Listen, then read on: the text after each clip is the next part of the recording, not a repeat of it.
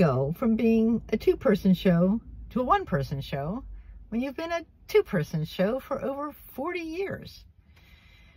When it was clear that my husband couldn't take care of himself anymore, let alone do anything that he used to do for our finances or around the house or for our lives, I realized it was all going to be on my shoulders, as well as having to take care of him. So I was feeling a little snarky about that yesterday. I was taking the car in to be inspected, and I'm thinking about all the other stuff I got to figure out, like who's going to fix the drywall in the kitchen, who's going to take care of our landscaping. And believe me, I'm deeply grateful I've got a home that needs landscaping. So of course I always want to return to gratitude, but I had a lot on my mind. And I really didn't want to sit at the gas station for the time that my car was being inspected, because their bathroom is like disgusting. And I thought, oh, I'll never last for a couple of hours. So I was having a little chat with God about it on the way over, as usual. And I'm like, you know, how are we going to do this going forward? And I got once again, a pretty clear message. He's like, I think you're going to have to start to learn to ask for help.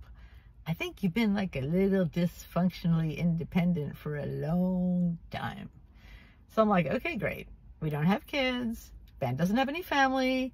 My family's too far away to be of any help. Our neighbor's not really the type to jump in.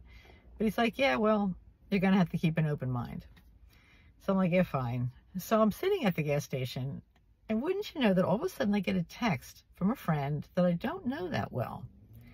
Her husband has dementia.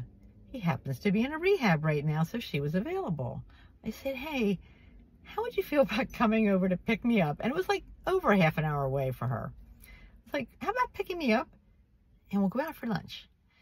And she said, yes, great. That would be fabulous.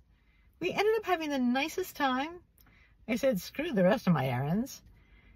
And I just marveled at how quickly an earth angel appeared. And then last night, I get a text from somebody who saw our situation because of my posts on Facebook, and said, hey, he used to do our landscaping, but I haven't talked to him in a long time. He said, is there anything I can do to help? I said, yeah. You could pick up 2 bags of salt for me for the water softener and dump them in for me. And he said, sure, no problem. So, you know, let's keep an open mind about who else can help us. Let's allow God to figure this out for us instead of figuring it out all by ourselves. Together we're stronger. Together we got this.